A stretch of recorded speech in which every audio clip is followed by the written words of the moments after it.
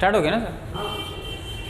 तो नमस्कार मेरे प्यारे दोस्तों, मैं राहुल पाल ज्ञानेंद्र एकेडमी में आपका स्वागत करता हूं और आज एक और हिंदी की क्लास आपके लिए लेकर आया हूं और उम्मीद करता हूं ये क्लास आपको बहुत अच्छी लगेगी और ये अच्छी आपको तब पता चलेगा कि ये क्लास कैसी रही है जब इस वीडियो को आप पूरा देखेंगे।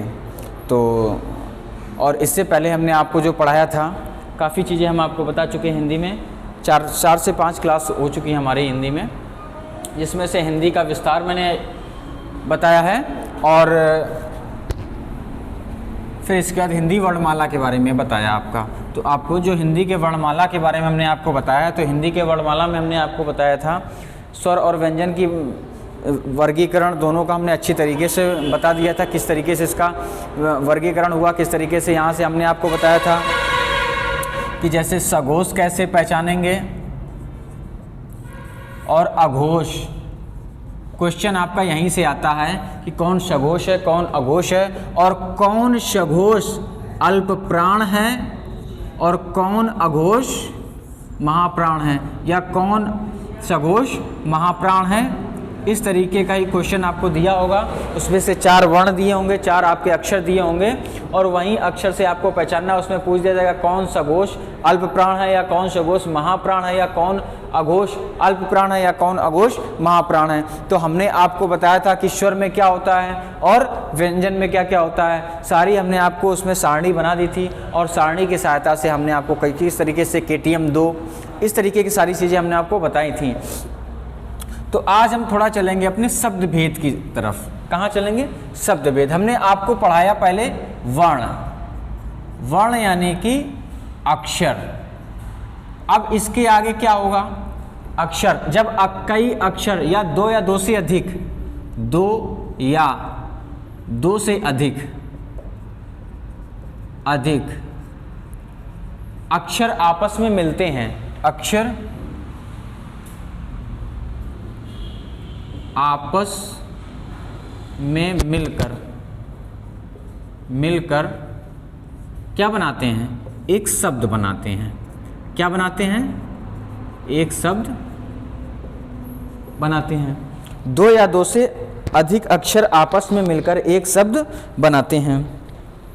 तो उसी तरह से हम आपको बताएंगे शब्द भेद क्या होते हैं, किस तरह से यहीं से ही सारी हिंदी का जितना भी व्याकरण का आपका भाग है वो यहाँ से ही सारा निकल कर आता है। तो हिंदी के वर्णमाला के बारे में काफ़ी चीज़ें हमने आपको विस्तार से बताई थी।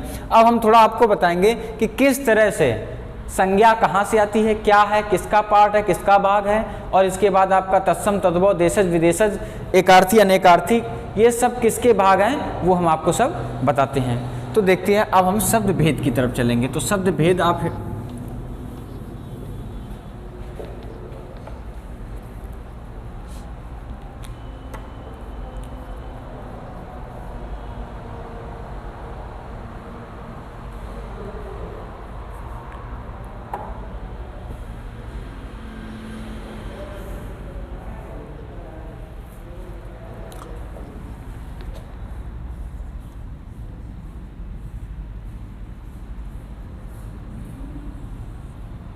शब्द भेद। तो शब्द भेद की परिभाषा क्या होगी बेटा? परिभाषा क्या होगी? परिभाषा क्या होगी इसकी? उससे पहले हमने आपको अक्षर के बारे में बताया था। तो अक्षर की परिभाषा हमने आपको क्या बताई थी? अक्षर या वर्ण। तो क्या बताया था? भाषा की सबसे छोटी इकाई है। यह भाषा की सबसे छोटी इकाई है। यही तो हमने आपको बताया था जब हमने हिंदी वर्णमाला पढ़ाई। हिंदी वर्णमाला में हमने आपको यही तो बताया था कि यह भाषा की सबसे छोटी इकाई है। तो अब जब हम अगर इसकी बात करेंगे शब्द भेद की बात करेंगे, तो शब्द भेद में हम आपको क्या बताएंगे? शब्द भेद में अगर परिभाषा बनाएं, जब 2 या 2 से अधिक ध्वनि, जब 2 या 2 से अधिक ध्वनि आपस में मिलती हैं, आपस में मिलकर या मिलती हैं तो शब्द बनता है। सर, शब्द बनता है।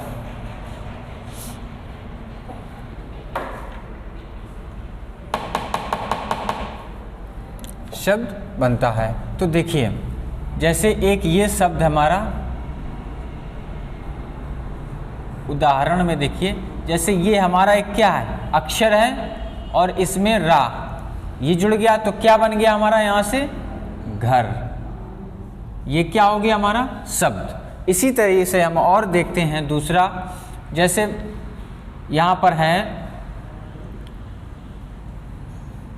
वि, धनदा, धनला, धनया, तो यहाँ से क्या निकल कर आएगा विद्यालय। क्या निकल कर आ जाएगा विद्यालय। तो इस तरीके से देखा जाए कि जब कोई दो या दो से अधिक ध्वनि आपस में मिलती है तो वहाँ से हम जो शब्द निकलता है तो उसे हम बोलते हैं शब्द। क्या बोलते हैं? शब्द। और इसकी एक दूसरी परिभाषा क्या बोलते हैं, जैसे प्रश्न पूछ दिया जाएगा, दूसरी परिभाषा क्या है? दूसरी परिभाषा क्या इसकी हो जाएगी? शब्द की ही है।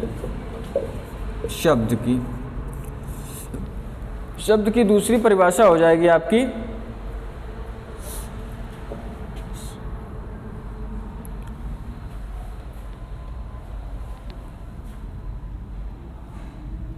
एक या एक से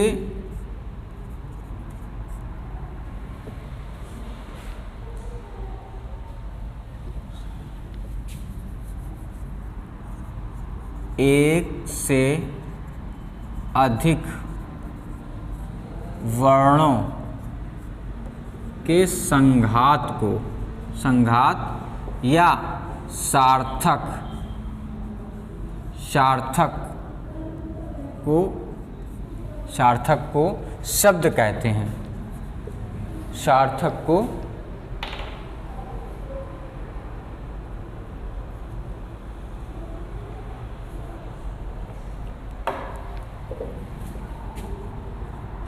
शब्द कहते हैं।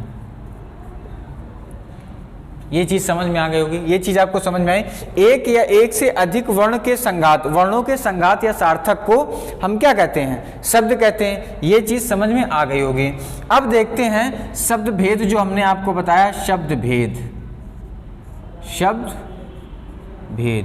तो शब्द भेद में क्या क्या होगा? दो तरह से होते हैं। क्या क्या हो जाते हैं हमारे? सार्थक। क्या है? सार्थक। और एक हमारा है निरर्थक। क्या है? निरर्थक। सार्थक क्या है? सार्थक हमारा क्या है? जिसका कोई एक अर्थ निकले। जिसका क्या निकले? कोई अर्थ निकले। सार्थक क्या है हमारा? जिसका कोई अर्थ निकले। जिसका कोई क्या अर्थ निकले। जैसे उदाहरण देखिए, इसका उदाहरण देखिए, मकान, इसका कोई अर्थ है ना। और इसको देख लीजिए जरा, जिसका कोई अर्थ ना निकले। जिसका कोई अर्थ ना निकले। जिसका कोई अर्थ ना निकले।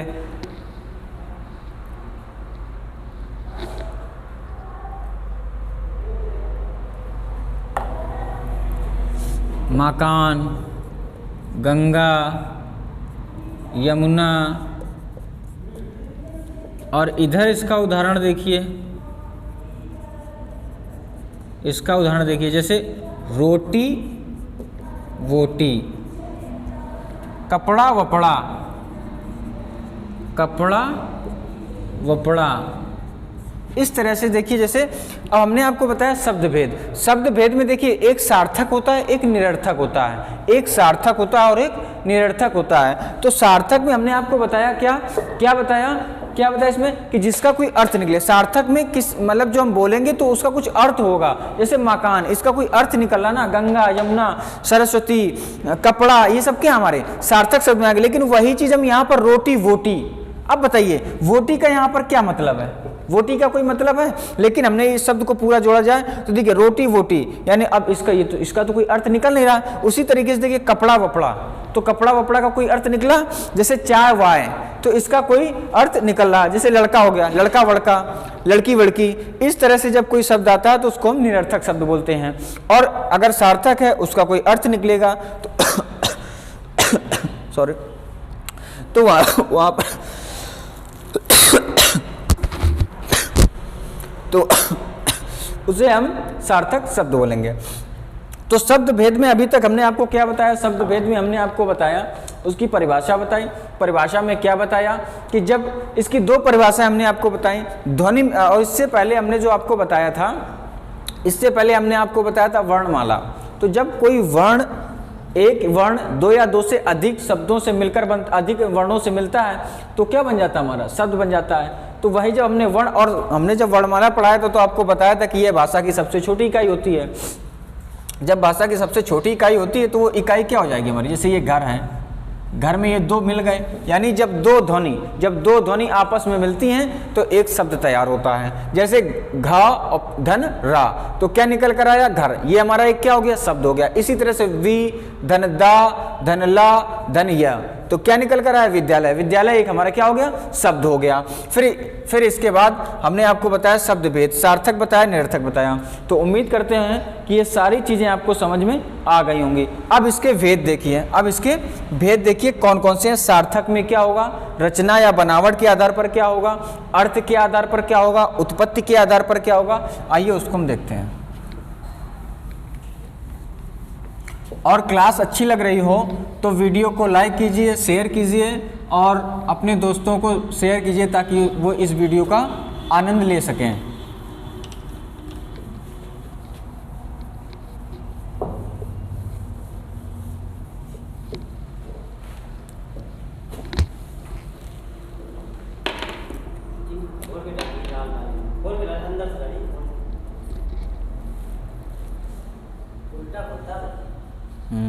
भूल जाते हैं।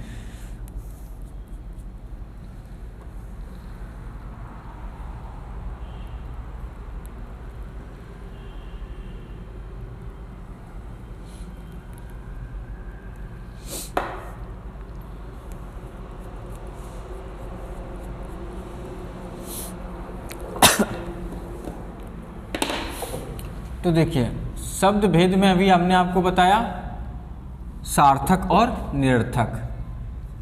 सार्थक, तो सार्थक में भी कई भेद होते हैं, सार्थक में भी कई भेद होते हैं। तो एक पहले हम देखते हैं रचना के आधार पर। किसके आधार पर? रचना या बनावट के आधार पर।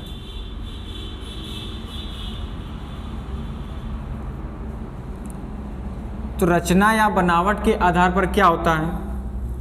रचना या बनावट के आधार पर, रचना या बनावट के आधार पर शब्दों को तीन भाग में बांटा गया है। शब्द के तीन भेद होते हैं। कौन कौन से? आइए देखते हैं।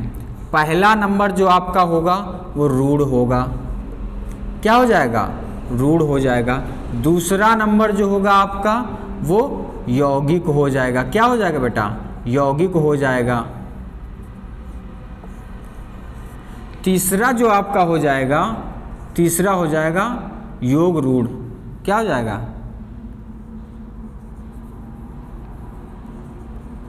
योग रूढ़। तो अगर आपसे पूछा जाए एग्जाम में, अगर आ जाए कि रचना या बनावट के आधार पर शब्द के कितने भेद होते हैं, तो रचना या बनावट के आधार पर भेद हमारे होते हैं तीन। कौन से? रूढ़, यौगिक और योग रूढ़। कितने होते हैं? तीन होते हैं। फिर इसके बाद हम देखेंगे उत्पत्ति के आधार पर। क्या देखेंगे?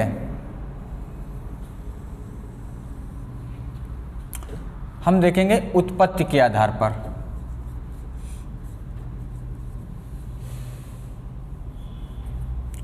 उत्पत्ति के आधार पर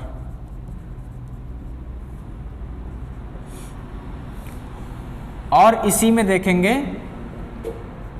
उत्पत्ति के बाद देखेंगे अर्थ के आधार पर।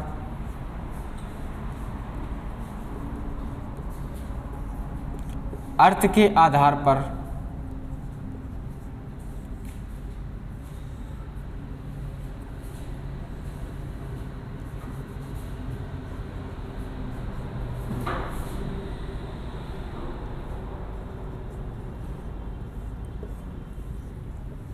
अर्थ के आधार पर एक जो और हम देखेंगे यहां से, एक देखेंगे विकारी, विकारी के आधार या विकार के आधार पर, इसको बोलेंगे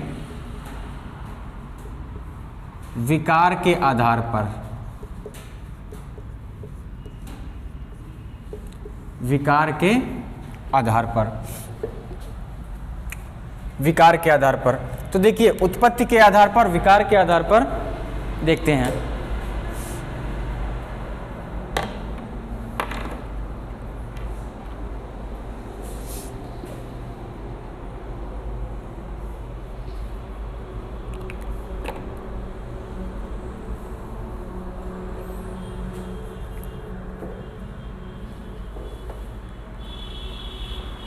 अब देखिए उत्पत्ति के आधार पर अगर पूछा जाए उत्पत्ति के आधार पर कितने भेद होते हैं हमारे, तो उत्पत्ति के आधार पर 4 भेद होते हैं और अर्थ के आधार पर 4 भेद होते हैं। तो वो 4 भेद कौन कौन से होते हैं? तो अगर उत्पत्ति के आधार पर हम भेद देखेंगे तो उत्पत्ति के आधार पर भेद देखेंगे तत्सम, दूसरा हो जाएगा हमारा तत्भव, तीसरा हमारा हो जाएगा देशज और चौथा जो हो जाएगा हमारा विदेशज। तो आपसे पूछा जाए उत्पत्ति के आधार पर शब्द के कितने भेद होते हैं, तो उत्पत्ति के आधार पर शब्द होते हैं हमारे 4 भेद होते हैं। कौन से? तत्सम, तत्भव, देशज, विदेशज। तो ये आपको समझ में आ गया। अर्थ के आधार पर, अर्थ के आधार पर देखिए कितने भेद होते हैं। तो अर्थ के आधार पर देख लीजिए, अर्थ के आधार पर भी 4 होते हैं। अर्थ के आधार पर भी हमारे 4 भेद होते हैं। तो अर्थ के आधार पर 4 भेद कौन से हमारे हो जाएंगे? सबसे पहले देखिए एकार्थी शब्द, या पहले देख लीजिए विलोम, या विपरीतार्थक भी इसको बोलते हैं। क्या बोलते हैं? विपरीतार्थक भी बोलते हैं इसको हम क्या बोलते हैं? विपरीतार्थक भी बोल सकते हैं। विपरीतार्थक, विपरीतार्थक। या और एक ये पर्यायवाची हो गया दूसरा हमारा, पर्यायवाची। फिर इसके बाद हमारा हो जाएगा एकार्थी और इसके बाद हो जाएगा ये हमारा अनेकार्थी। यानी आपको समझ में आएगा विलोम शब्द, पर्यायवाची शब्द, एकार्थी और अनेकार्थी शब्द, एकार्थी शब्द और अनेकार्थी शब्द। तो विपरीतार्थक, विलोम को विपरीतार्थक भी बोलते हैं। विपरीत मतलब उल्टा, आप जो समझ रहे होंगे आप। तो हमने आपको बताया सार्थक में, हमने आपको अभी क्या बताया? रचना या बनावट के आधार पर रूढ़, यौगिक और योग रूढ़। इसके बाद उत्पत्ति के आधार पर हमने क्या बताया? उत्पत्ति के आधार पर तत्सम, तद्भव, देशज, विदेशज बताया। फिर इसके बाद हमने अर्थ के आधार पर, अर्थ के आधार पर 4 बताया। कौन कौन से बताए? अर्थ के आधार पर हमने आपको बताया विलोम शब्द, या इसको विपरीतार्थक भी बोलते हैं, पर्यायवाची, और इसके बाद फिर हमने आपको बताया एकार्थी और अनेकार्थी।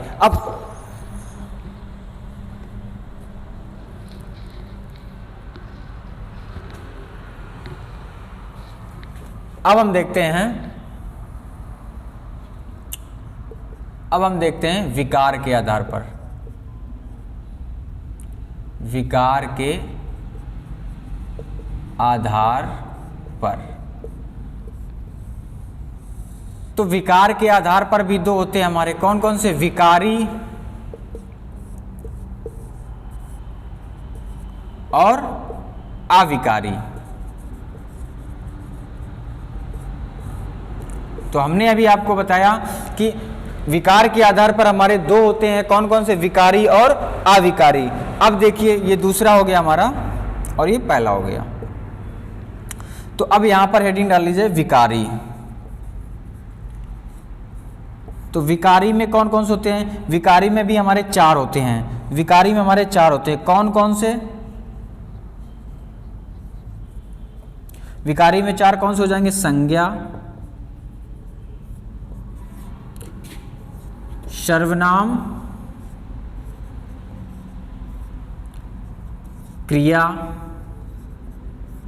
और विशेषण।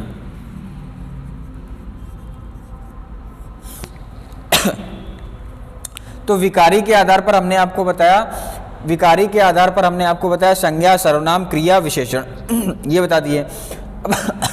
अब अविकारी देख लीजिए।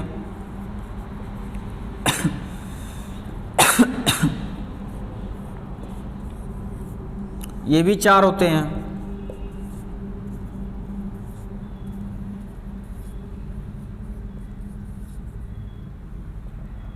ये भी हमारे कितने होते हैं? 4 होते हैं।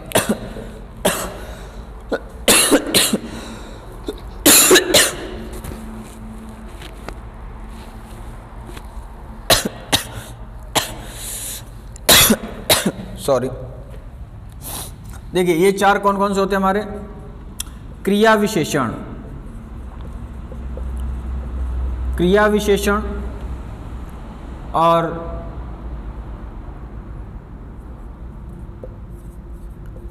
समुच्चय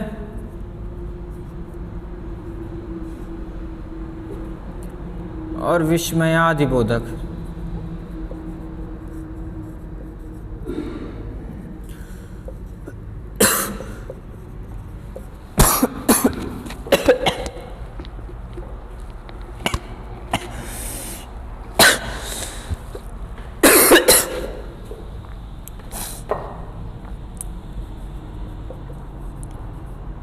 सॉरी, विस्मयादिबोधक और संबोधक,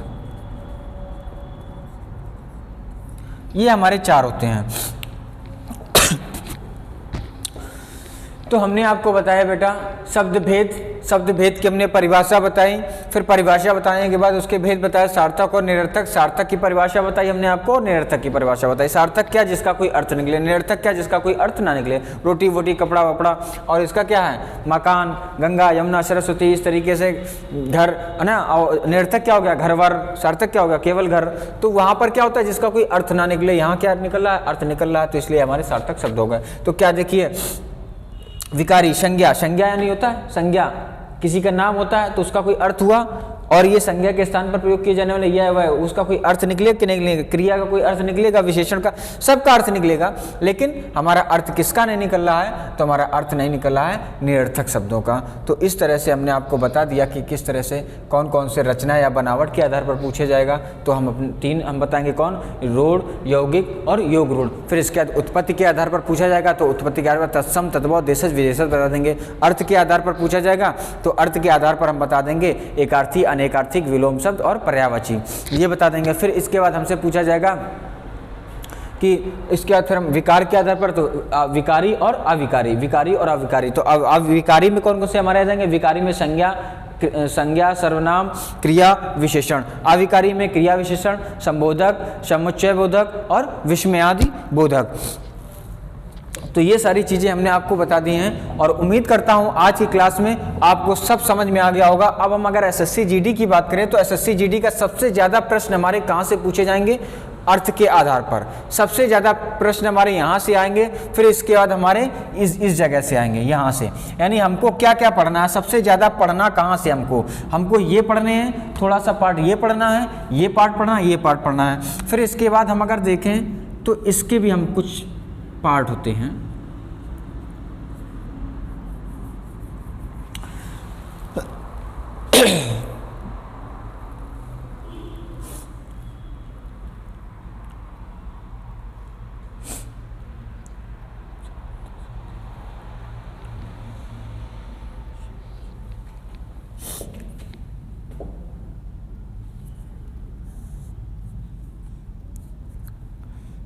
उपसर्ग, इसके भी भेद होते हैं। उपसर्ग, प्रत्यय, जिसको हम इंग्लिश में बोलते हैं सफिक्स, और फिर इसके बाद हमारा तीसरा आ जाएगा संधि, और इधर हमारा जो चौथा हो जाएगा वो समास। तो ये उम्मीद करता हूँ आपको चीज़ें समझ में आ गई होंगी कि हमने आपको बताया, सॉरी बेटा ये योग रूढ़ में नहीं, ये यौगिक के होते हैं, उल्टा मैंने जगह होने के नाम की वजह से, तो इसको इधर कर लीजिए, यहाँ कर लीजिए यौगिक, और ये हो जाएगा हमारा योग रूढ़।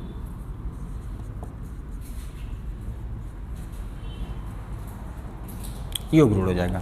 तो यौगिक को हमने आपको बताया, सार्थक और निरर्थक के बारे में सब बता दिया, रचना या बनावट के आधार के बारे में बताया। रचना या बनावट में हमने आपको बताया रूढ़, यौगिक के भी हमने आपको 4 बताया, उपसर्ग, प्रत्यय, संधि, समास बताया हमने आपको। योग रूढ़ में हमने आपको बता दिया। फिर इसके बाद उत्पत्ति के आधार पर क्या बताया, तत्सम, तद्भव, देशज, विशेषज बता दिए हमने आपको। अर्थ के आधार पर रट डालिए बिल्कुल ऐसी जैसे हम बोल रहे हैं, आप लोग भी इसको बोलिए। अर्थ के आधार पर विलोम, पर्यायवाची, एकार्थी, अनेकार्थी। इसके बाद फिर हमने आपको बताया विकार के आधार पर विकारी शब्द और अविकारी शब्द। विकारी में क्या बताया, संज्ञा, सर्वनाम, विशेषण, क्रिया, ये बताया। इसके बाद फिर हमने अविकारी में क्या बताया, क्रिया विशेषण, समुच्चय बोधक, विस्मयादि बोधक, संबोधक, ये सारी चीजें हमने आपको बताई हैं। तो बेटा उम्मीद करता हूं आज की क्लास में इस तरह से जो हमने आपको विस्तार से बताया है, और एसएससी जीडी के लिए सबसे ज्यादा प्रश्न जो हमारे पूछे जाएंगे अर्थ के आधार पर, उत्पत्ति के आधार पर और रचना या बनावट के आधार से हमारे कुछ उपसर्ग प्रत्यय आएंगे, और संधि समास से हमारा कुछ प्रश्न बनेंगे। ये हमारा सबसे ज़्यादा इंपॉर्टेंट वाला जो भाग है, हमारा इंपॉर्टेंट भाग हमारा ये उत्पत्ति के आधार पर ज़्यादा पढ़ना है, उत्पत्ति के आधार पर, अर्थ के आधार पर और रचना या बनावट के आधार पर। ये हमारे सबसे यहाँ से प्रश्न उठने के ना के बराबर हैं। लोकोक्ति और मुहावरे वो फिर हम आपको वहाँ बताएंगे, और यहाँ से जो विकार के आधार पर है बहुत कम है जो यहाँ से प्रश्न हमारे उठे हैं। लेकिन अगर ये पोर्शन आपका मजबूत है तो बहुत अच्छे से आपको। तो अब हम आपको जो कल क्लास पढ़ाएंगे, आज हमने आपको पूरा ये समझा दिया है कि क्या क्या होता हमारा, क्या क्या है, शब्द भेद में क्या आते हैं और किसके किसके आधार पर सब चीज़ें हैं। तो अब हम आपको कल जब स्टार्ट करेंगे तो कोई भी एक हम टॉपिक उठा लेंगे, रचना या बनावट के आधार पर, उत्पत्ति के आधार पर या अर्थ के आधार पर, जो हमारे जहाँ से प्रश्न बनते हैं हम वहीं से हम इसको उठा लेंगे। तो उम्मीद करता हूँ आज की क्लास आपको बहुत समझ में आएगी, अच्छा लगा होगा, और अगर क्लास अच्छी लग रही है तो इसको शेयर कीजिए अपने दोस्तों में, तो वो भी इसका लाभ ले सकें। तो जय हिंद मेरे प्यारे बच्चों।